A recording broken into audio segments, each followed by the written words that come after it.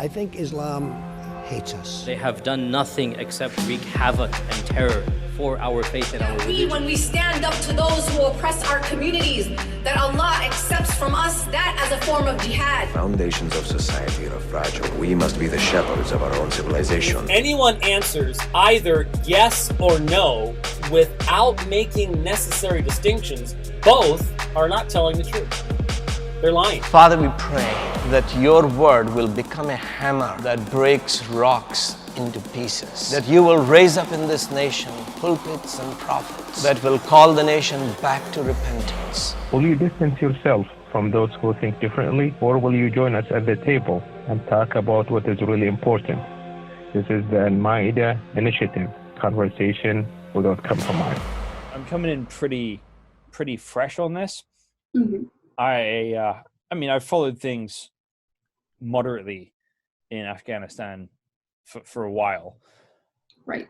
I have a good friend, Anwar, who lives here in Seattle, who is from Afghanistan. So I've gotten reasonably familiar with some Afghan culture and with some of the history. But thank you for being here, because Saturday morning, I did not know what I was going to do for my podcast this week. And then the Afghan peace deal was announced. And then I thought that would be a good thing to talk about. Yeah. Now I've got to find somebody to talk about it. So I saw this BuzzFeed article with 25 Afghan women and their reaction to this negotiation. I found you there. And then I reached out to about 3 people. And your profile looked interesting because you were nominated for a Nobel Peace Prize. And I thought, okay, let's try this one. And then you immediately messaged me back. It was in about 5 minutes of me contacting you. So here we are now. I'm really glad you're here. Thank you very much. Yeah, I saw the message. I think I had a day off at school. So I was like, oh, cool, this seems cool. But if you want to contact any of the other people from that article, you can let me know, because I know most of them. And I can put in touch. And my sister's there too. And she studies politics. I'm definitely sure she has more insightful answers than me in regards to the peace agreement that has been signed. Yeah. I'd love to talk to more of them, especially a couple of ones in Parliament. That'd be fascinating. Wait, Parliament? Yeah, there was a lady in Parliament. Oh yes, Mariam Sama. Exactly. Yeah. So I'd love to have more conversations. I have an Iranian friend who's given me basically the homework of learning more about Afghanistan for the podcast and everything I do. So I'm really excited to jump in. Definitely. Yeah, me too. So one thing that's just kind of crazy to me is that you were born the year the US invasion of Afghanistan started, right? That was 2001, correct? Yeah. So you've never known an Afghanistan at peace in your lifetime? No, I have not, because as far as I can remember, it has always been explosions and bomb blasts and terrorist attacks and etc. But it's hard to always find the positive side to look at, because there's a lot of bad things going on, but there are also a few good things going on. So it's a little bit hard to just go on the positive side, because I think the situation of the country is really, really critical and crazy at the same time. Yeah. So explain to me your earliest memories of Afghanistan. What is it like just growing up in somewhere where that's a constant reality of life?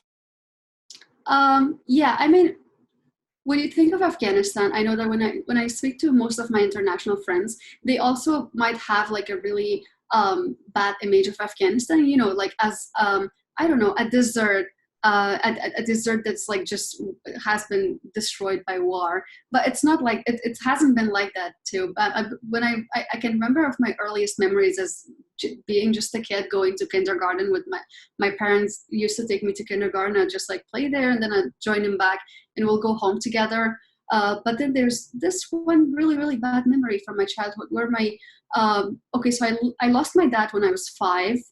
He died of cancer, and then I was raised by my mom. But then when I was a kid, there was one day that my mom left for the office, but she was on her way when there was a huge explosion, and my mom was not answering her phone, and we were all just freaking out at home and crying and thinking maybe something bad has happened. I'm really thankful that nothing bad had happened, but that experience of just like thinking that something may have happened as, you know, a kid who had just lost his dad was terrifying. That is probably the worst memory I have from my childhood. But then there were also good things too, just, you know, being a kid, going to kindergarten, going to parks, playing around. So there are good things and bad things at the same time, I guess. Yeah, that's got to be crazy. You just kind of did you ever feel like you just kind of acclimatized to crazy things happening every now and then, that it just feels like there's normal life, and then something happens and you just don't even notice it anymore? Or was it always pretty harrowing? No, I think that it is horrifying, but at some point where I was just like, you know, growing up and being in school, it was sad to see that was a new kind of normal in Afghanistan. Like if there was an explosion that killed 100 people and the next day there was an explosion that killed 50 people, people would have been like, oh, actually it's better. I mean, it killed 50 people, 50 less than the previous one.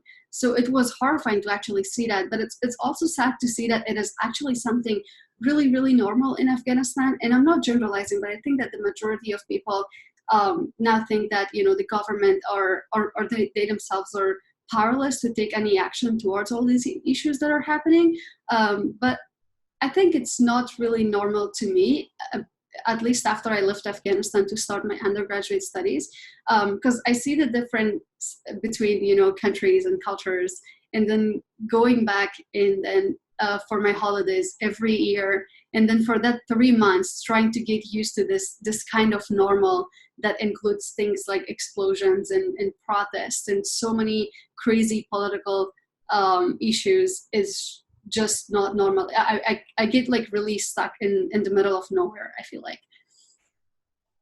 Yeah, that's pretty horrifying. So what do you miss most about Afghanistan, right? So everyone knows about the bad stuff that's happened, but what's great about Afghanistan? What do you love about it?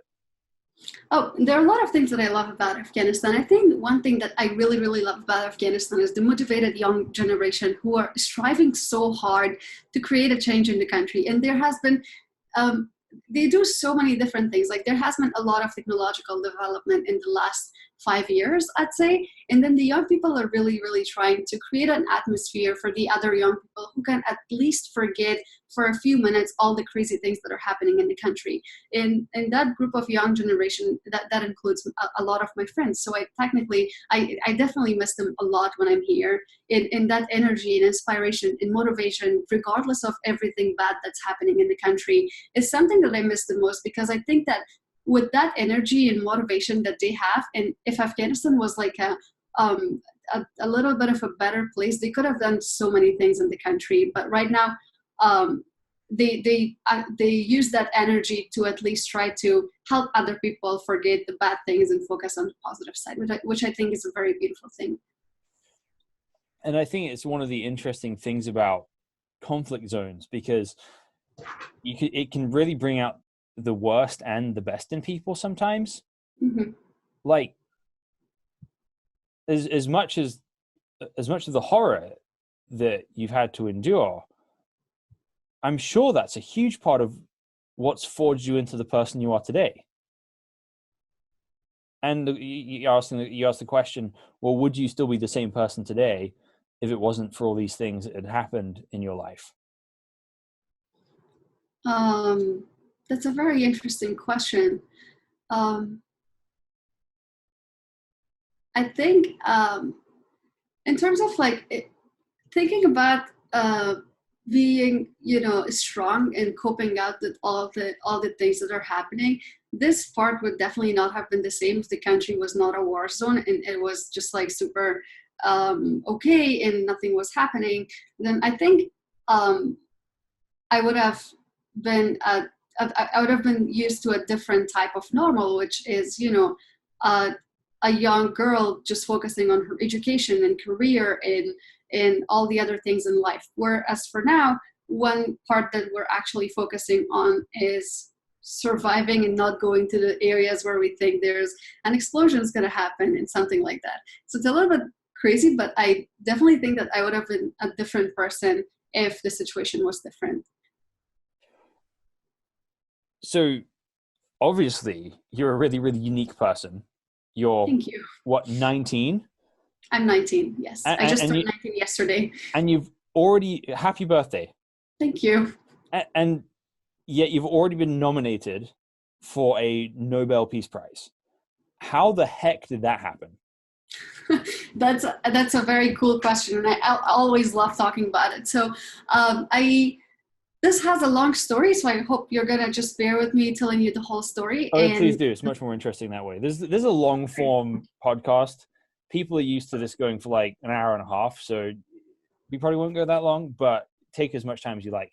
Great, thanks. So there was this one festival that was happening in Afghanistan in 2013, and that was the time that there were a lot of rock bands and music bands and theater and rappers. They were just like having festivals and performances and stuff before actually there was an attack at the same institute that actually caused all these events from happening. Like, it stopped it for a while, and my uncle was attacked. Fortunately, he's fine now. So yeah, there was this festival happening in Afghanistan, and I just went there to listen to the music. And my sister was a presenter at the show, so I wanted to see her and just hang out with my friends because a lot of them are musicians. And apparently I saw a few girls cycling at the backyard of that place. And I was really confused about why would they cycle? Why are they here with like a bunch of bikes in a music festival? And then they told me that they are actually like members of Afghanistan national cycling team, women's cycling team. I was so shocked because a girl cycling in Afghanistan is not something normal. And when we go out for cycling and people are seeing that girls are cycling, they like scream, they're like, "Oh, girls are cycling, guys, you gotta come see this." And it's hilarious and horrifying at the same time.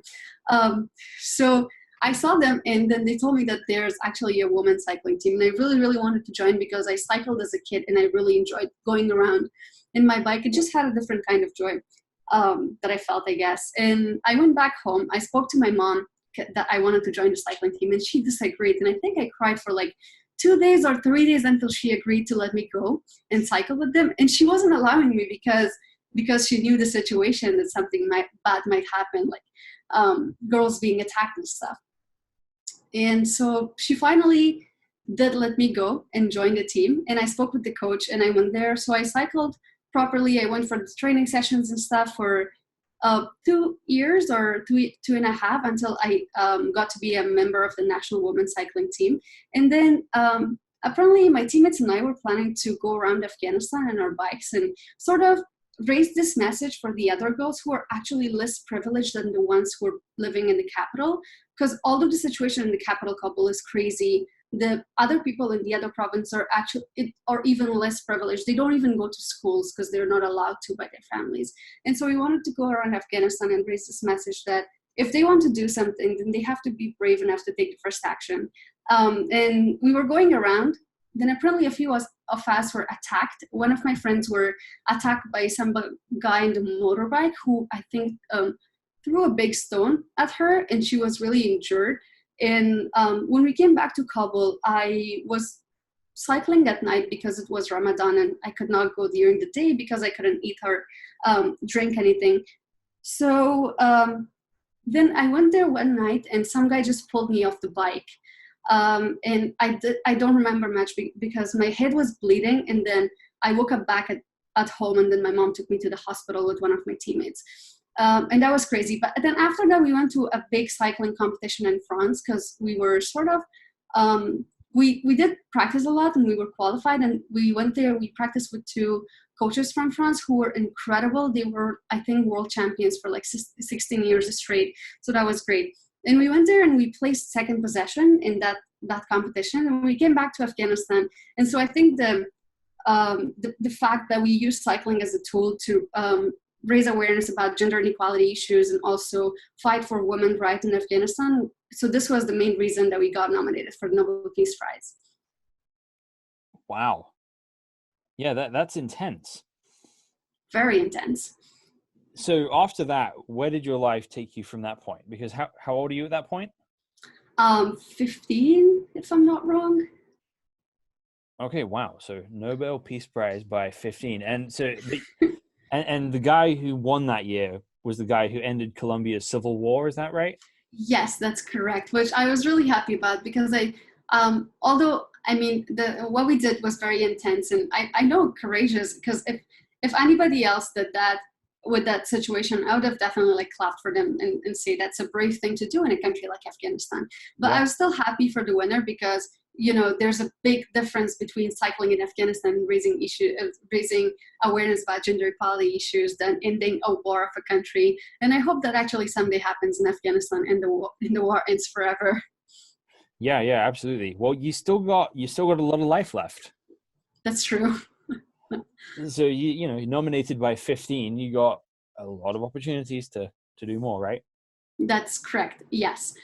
So yeah, the question was where life took me after that. So I really started focusing on my academic life as well after that, because I was a high school student when we were going around Afghanistan to cycle and stuff.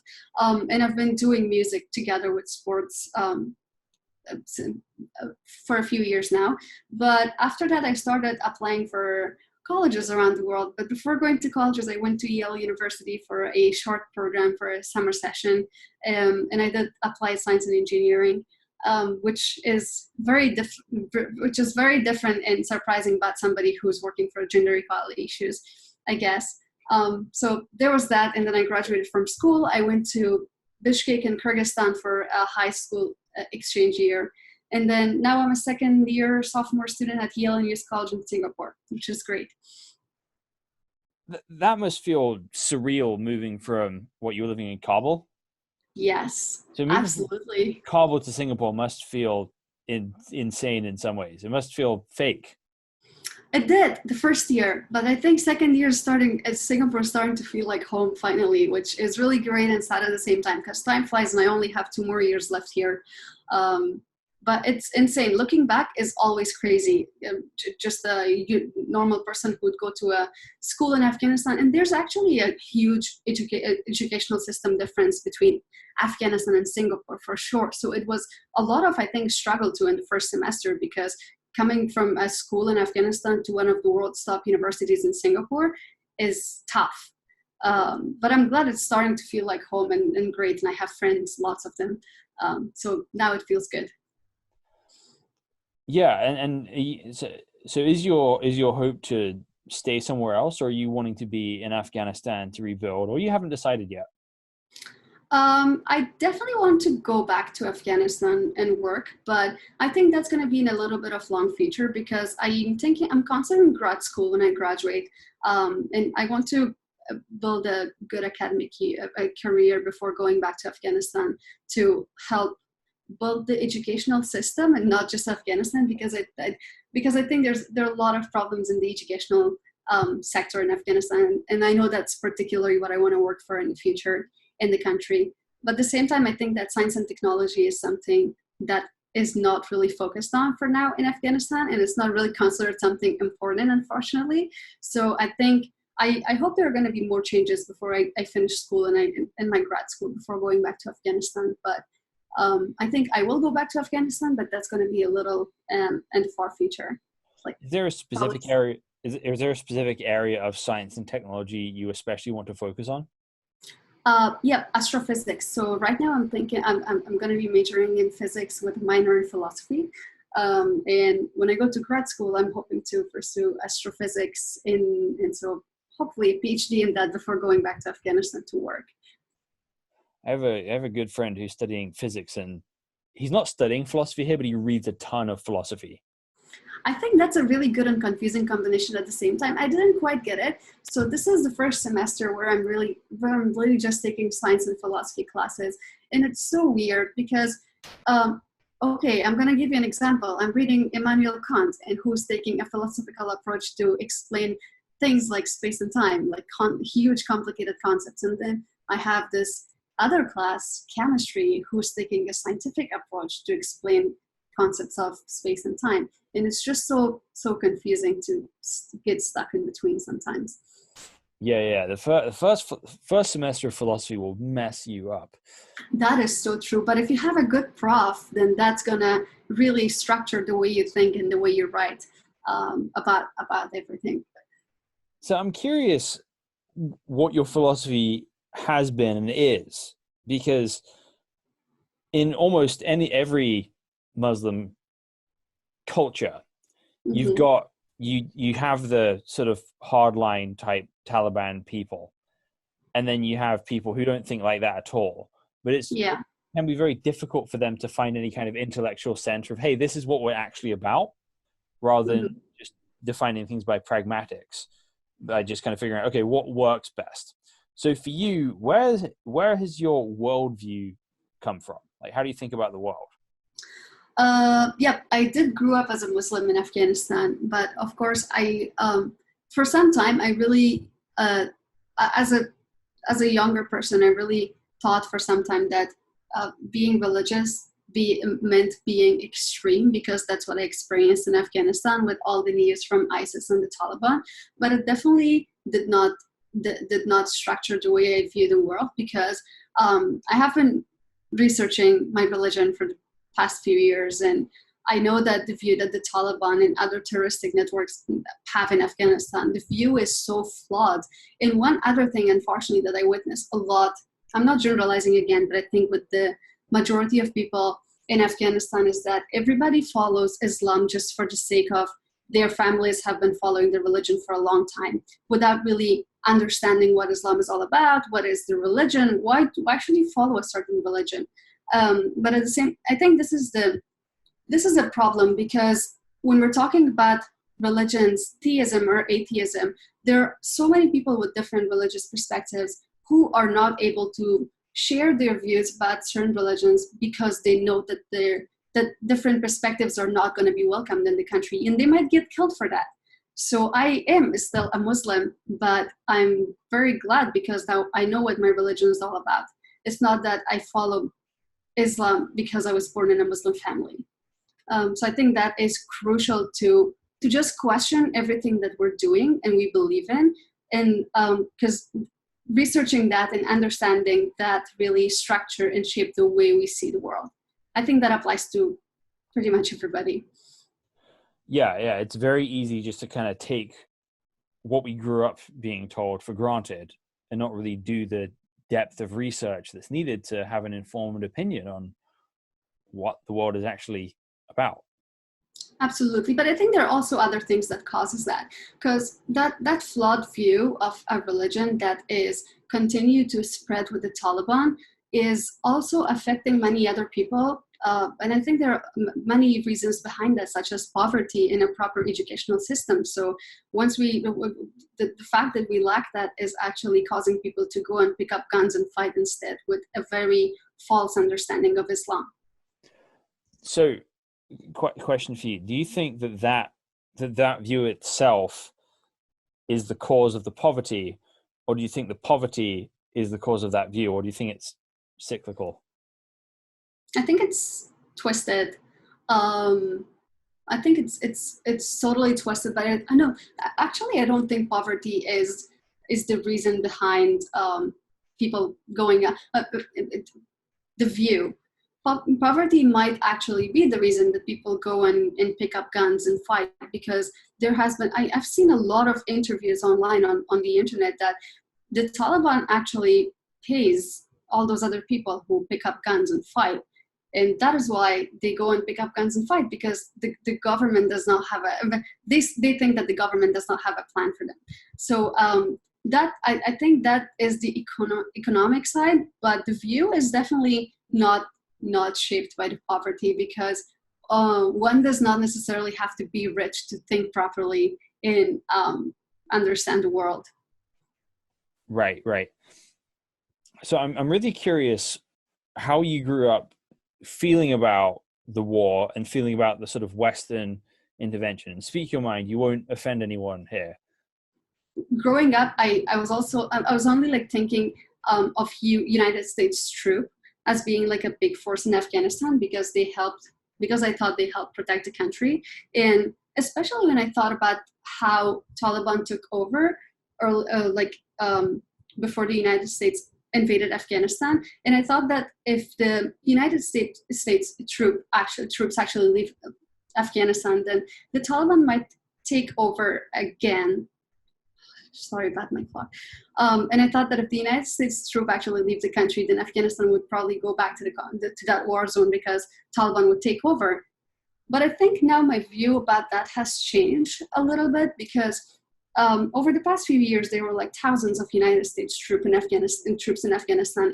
And Afghanistan army itself was not actually ready to defend the country. And I think that has changed a lot. And right now, the Afghan forces are trained enough to be able to take care of the country. I hope. I do not really know, but that's what I heard from most of the experts that were talking about it.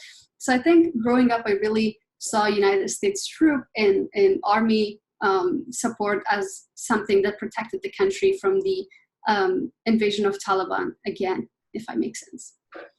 Yeah. So I guess fast forwarding to the present day, the US and the Taliban have just signed a peace deal. How are you feeling about that? What are your thoughts? Okay, I'm a little bit, just a tiny bit scared for sure, because I think that when I read the agreement, there were so many controversial issues, such as 5,000 members of Taliban being freed from the prison in exchange to 1,000 Afghanistan army forces, I guess. And I think this number is just horrifying. How is the government to trust the Taliban, who did so many things to the country, and just free 5,000 of their members? But at the same time, I really have hope for my president because I am very sure that he's a wonderful strategist and he has plans in mind. So I really hope that he use that strategic skills to not to let the Taliban invade the country again, because I'm sure he's not going to sacrifice everything that that Afghanistan has achieved in like the past 2 decades to go back to where Afghanistan was in the 90s. So I'm a little bit terrified, but more hopeful about what has to come. So what do you think are the things that from here on out, Afghanistan needs as a country to survive and thrive? I think one thing that Afghanistan has always has been unity, and we've lacked that quite a lot. I think that the ethnic tensions in Afghanistan has been the main reason behind all the destruction and all the war, because if Afghan people stand together, regardless of what ethnicity they are, or how they grew up, or what families they come from, or the social status, I think Afghanistan is going to thrive. But if the ethnic tension continues and people actually spread hatred among themselves, then that is going to be a huge source of destruction, no matter who comes in Afghanistan, whether it's some international troops or the Taliban. But if Afghan people stand strong together, I think the country is going to survive and thrive. So what are the ethnic tensions exactly? So there are many ethnicities in Afghanistan. For instance, there are Pashtun people, and then there are Tajiks, and there are Hazaras. And most of the times, I'm trying really hard not to generalize accidentally, so I'm not generalizing, but the majority of people, if somebody's Pashtun, they hate Hazaras for no reason, just because their grandfathers hated Hazaras. Or if they're Hazaras, they hate Tajiks. So one ethnicity has a lot of hatred toward the other, which I think is very, very sad and unfortunate. Yeah, I've begun to realize how diverse a place Afghanistan is, because one thing I was very surprised about was when my friend went to Afghanistan to renew his passport.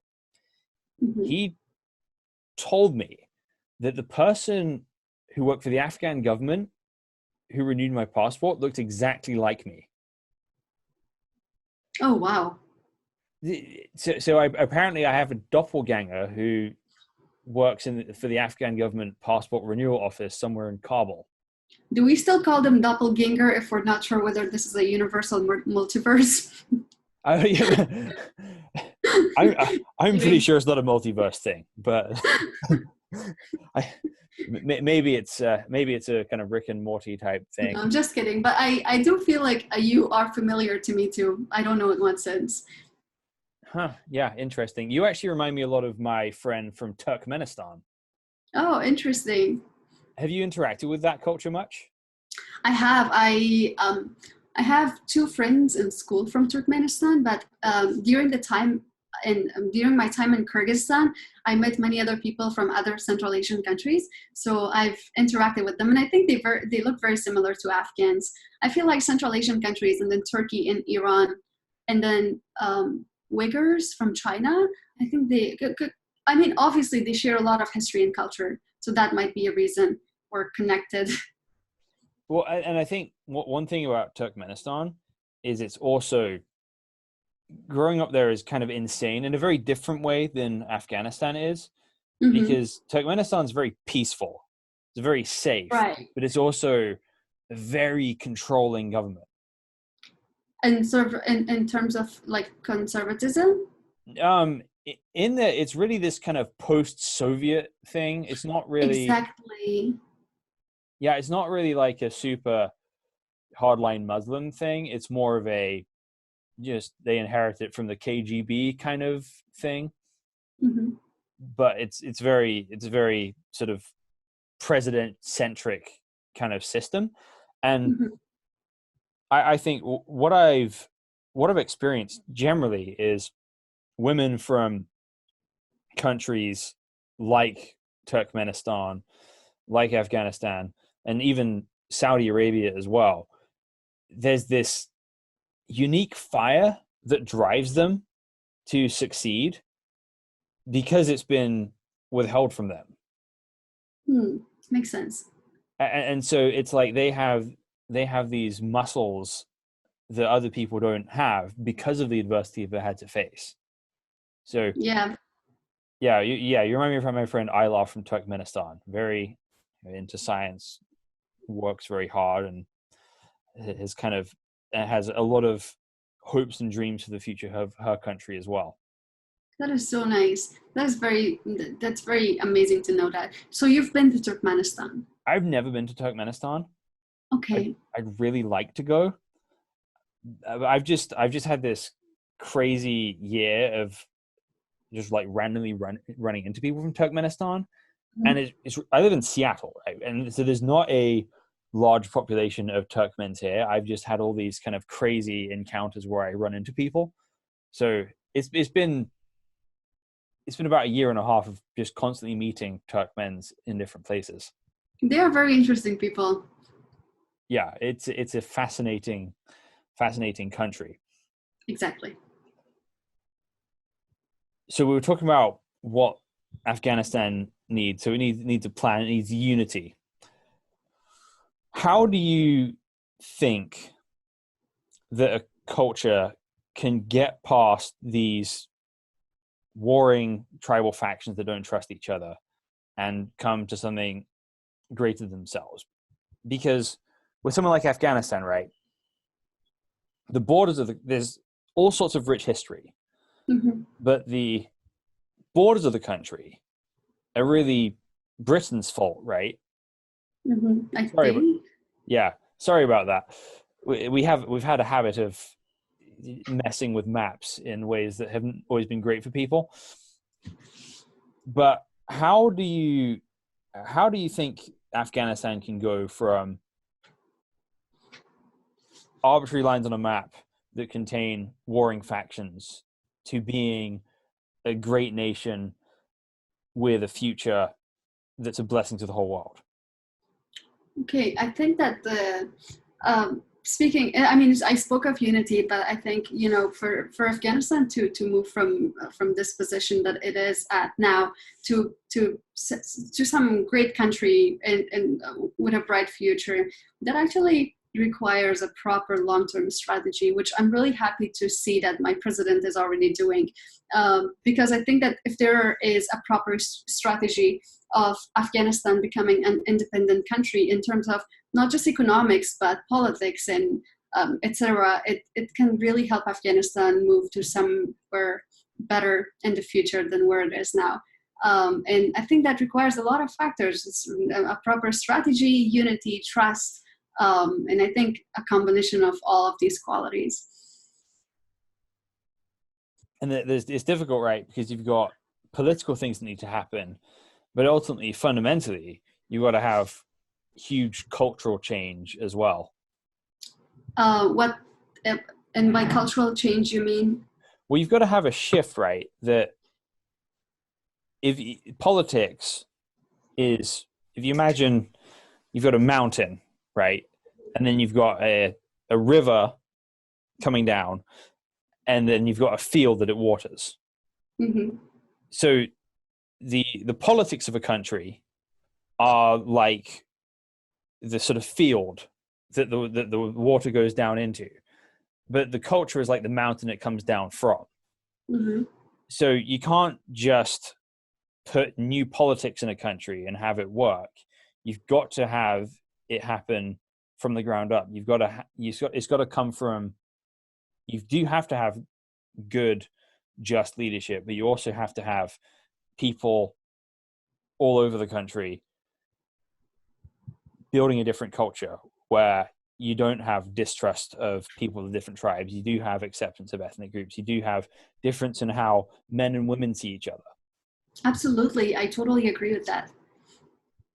So how do you think that sort of change can happen in Afghanistan?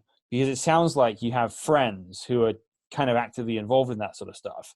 What are the things you see that are changing Afghan culture currently? Whenever I think of positive change in Afghanistan in terms of whatever culture it is, I think that the first thing that comes to my mind is, again, the unity part, because unity brings trust. And if people trust each other, then they can work with each other. And that has been a problem throughout the course of, not throughout the course of history, but I think throughout the past few decades, that the trust between different ethnicities, because I know that although we're generalizing that Afghan culture, and we have a sense of what Afghan culture is like, there are still differences in the cultures of certain ethnicities within Afghanistan. So I think that taking care of those differences so that the cultures will not clash and brings out a conflict, that also comes from unity and acceptance. And once that is there, then people can actually find ways to work together, because as long as there's no trust and there's no acceptance and there's no unity in such diverse country of multiple cultures and ethnicities, then there is no point in working together, because nobody trusts one another. So you've got to have that unity. You've got to have that building of trust. Why do you think trust is broken in Afghanistan right now? I think nationalism and racism has been huge issues throughout the past few decades again. So if I provide examples, so I don't know how much this is happening in Afghanistan right now, because I know that there are certain places where this is still happening, but there are other certain areas where people are really trying to stop this from happening.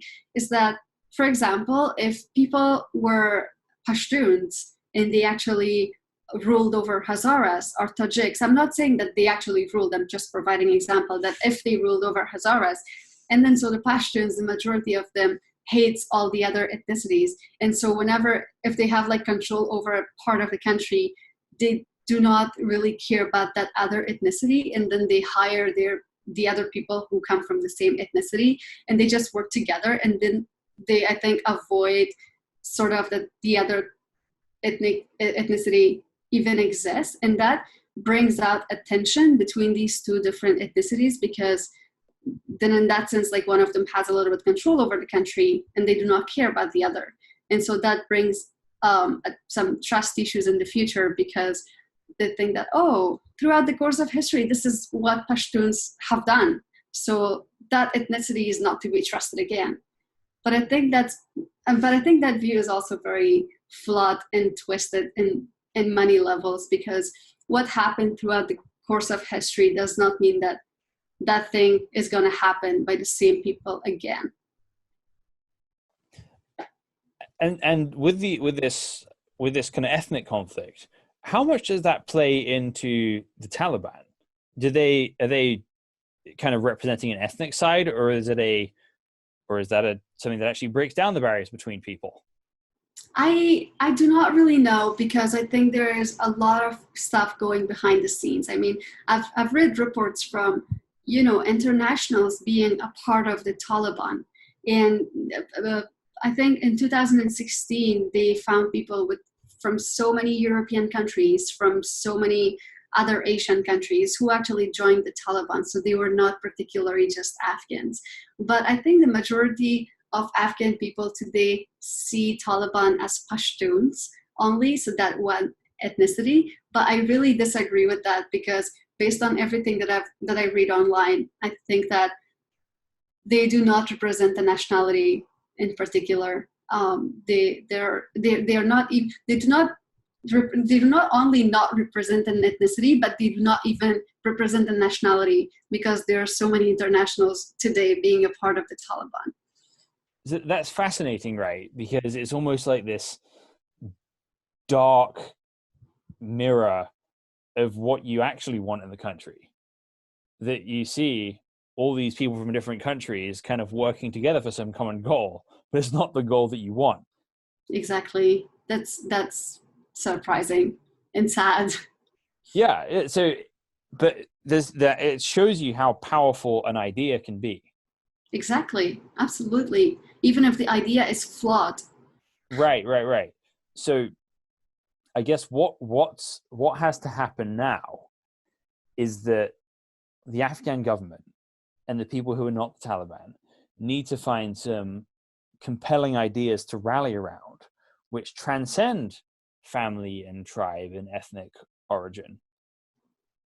I think so. And this is not something that can happen overnight, for sure. And I think in order to prevent this from happening in the long-term future or in the far future, we need a proper educational system to make people understand everything. In particular, I mean, a flawed view of Islam actually comes from a flawed educational system where everything is taught in a false way. I mean, people are forced to learn certain things. People are forced to learn Arabic. People are forced to, if you go to a school in Afghanistan, Arabic in religious studies are like required subjects that one should take in a class. And it's not that people research that, it's just memorization. And I think that really affects the way that certain people see the world. So I think to prevent this happening in far future, although for now we need a proper plan to have either a ceasefire or peace in the country, but in order to completely destroy the root of this sort of thing happening, we need a good educational system in Afghanistan. So, talking about the Taliban being a misrepresentation of Islam, a misunderstanding, where have you gone for what you'd consider to be a true understanding? I think, the biggest source of research is the scripture itself. You read it, but you don't just memorize it, you interpret it. And for example, the hijab in Islam is such a big thing for women that people think women should actually, hide their faces.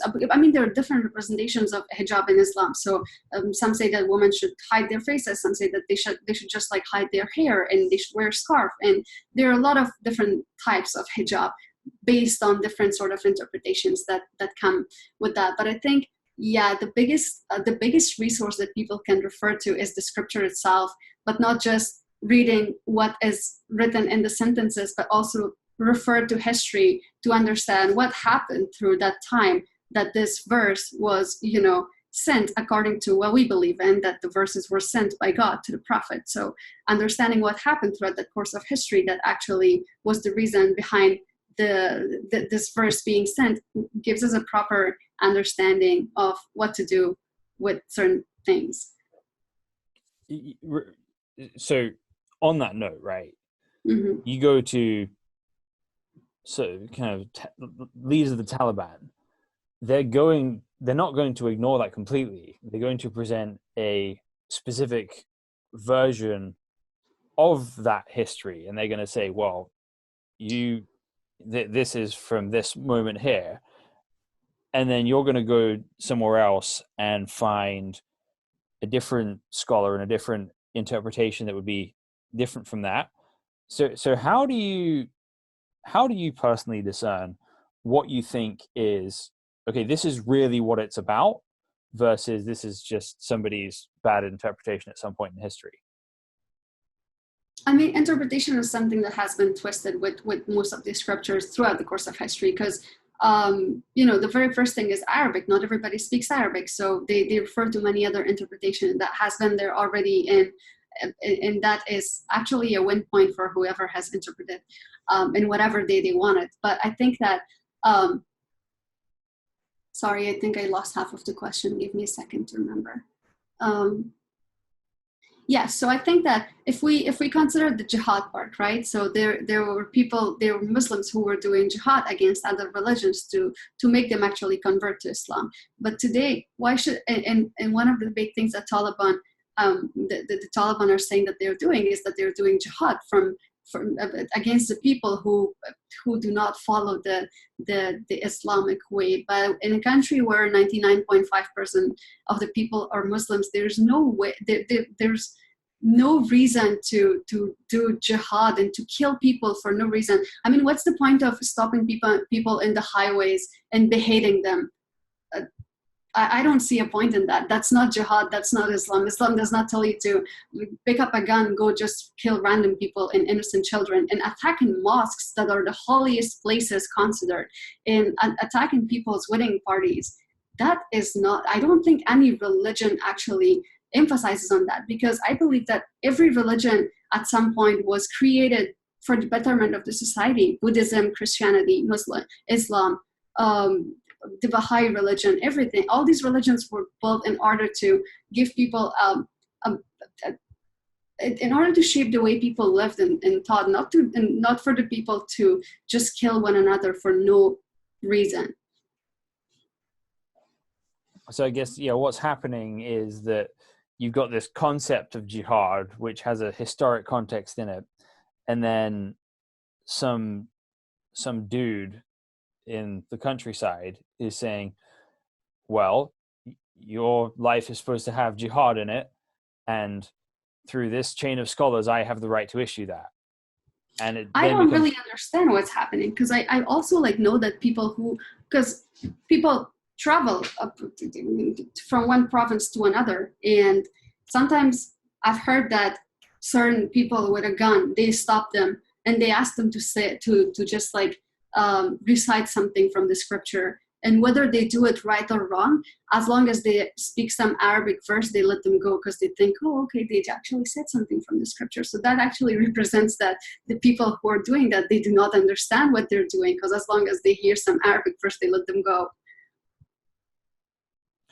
So for you, is there a point in Muslim history, or kind of maybe a present day example that you think, yeah, this is the way I can be Muslim and live in the real world and be a scientist and have all these things come together for me? I think science and religion should not really be twisted. And whenever I think about I know that scientists and religious scholars, they often have clashes and conflicts. But if I recall correctly, I think Galileo puts it in a really beautiful way when he says that science determines, religion determines how to go to heaven, while science determines how the heaven goes. So science is really understanding, but I think science is really understanding how the world works, where the world came from. But I mean, for me, there are a lot of patterns between science and religion that actually that actually supports the point that I want to continue being a Muslim, because I think that Islam really supports all the things that I learned through science. And so going forward, is there a nation on earth and you look at their government system, you look at what the country is like, you think that's the kind of place I'd want Afghanistan to be 50 years from now, 20 years from now. Let's be optimistic. Absolutely. I think Singapore is the first place where I felt that, because I've been traveling for like quite a while now, and I think Singapore is one country that I really want Afghanistan to be like at some point in the future, because there's so many people from different religions, there's so many people from different nationalities, people with different opinions in terms of politics and everything, and yet they peace and harmony, and they live in peace and harmony together as one people, and that's something that inspires me endlessly. And I really hope Afghanistan gets to be a place like that at some point in the future. Have you ever been to England? I have not been to England. So one thing I just find surreal, and I guess it's partly true with Singapore as well, but not so much so as London, but my grandmother, who's 93, I believe, when she grew up, London was a bombed out ruin at that point. So many parts of England were flattened by the Second World War. Yet by the time I was born, you wouldn't really notice any of that. It just became this thing of the past. So on the Singapore thing, this is a random weird question, but welcome to the show. Do you believe in nations? Or would you prefer something more like a Khalifa, where you have one central territory on earth governed by one, for Muslims, which is governed by one pious, wise leader? How do you define wise? Who just knows how people work, knows how economics work, knows how to govern well? Absolutely not. I think I'd prefer a nation, and it's very controversial whether somebody that perfect can actually exist, who knows everything and can judge, it can lead people to do the right thing, because I think that the definition of right thing is very controversial, and it differs when it comes to certain things. So I think I'd really prefer a nation where people have their own independence and pursue whatever they want to pursue, but do work for the better of the world as a whole. Yeah, and I agree with you completely. So I think one thing that's worth you looking into for the future is Singapore used to be part of the British Empire, and a lot of the system comes from British history. But but most of the good things about British history don't really come from England itself. They come from Geneva, Switzerland. Right. So there's a long rabbit trail back here, right, from Singapore to England, but then to Switzerland. And a lot of this comes from the Protestant Reformation, because Europe's in a place where it's exactly like Afghanistan in a lot of ways. People, different groups are constantly at war with each other. You've got these basically tribal regional systems that are constantly at war. And part of it is the idea of you have this Holy Roman Empire, which is you've got one guy who's kind of supposed to be over everything, but then you've got like local people fighting amongst each other as well. And the modern nation state really comes out of something called the Peace of Westphalia, where these people were brought together from different warring groups to actually build cohesive nations together. And that's a part of history you do yourself a favor by looking at, because what you're hoping for has been done before. Yeah, absolutely. It can happen, right? It's almost everywhere on earth has looked like that at some point. But it's worth going back to figuring out what's actually worked in the past and what can work again in the future. And it's never going to be exactly the same. You've got to figure it out. But it's worth thinking through why a nation of Afghanistan. And if you can do that. I hope so. Yeah, and if you can do that, then it's going to be a lot easier. Then you're going to have the kinds of ideas that can actually wrestle with the ideas of someone like Taliban. Because right now, the clash comes between, well, we want this kind of country because this is how Islam tells us the country should be. Now, whether that's right or wrong, those are the kinds of claims they're making. It's simplistic, it's catchy, it's easy to rally people around that, especially when you're being drone bombed by the Americans, right? Exactly. But then on the other side, you've got, we don't want this kind of system because this is more practical. It's not quite as, it's easy, it's much more difficult to kind of advertise something like that. It's harder work to say, well, if we had a slightly slower process, if we had less centralized power, if we had this, and freedom of expression, then it's difficult to pitch something like that. So I really think it's the job of your generation to carefully think through why Afghanistan is a peaceful, prosperous nation state, which is a blessing to the world, and to be able to dream of that idea and to pitch it to people. Thank you for sharing your insights. I think, I agree with everything.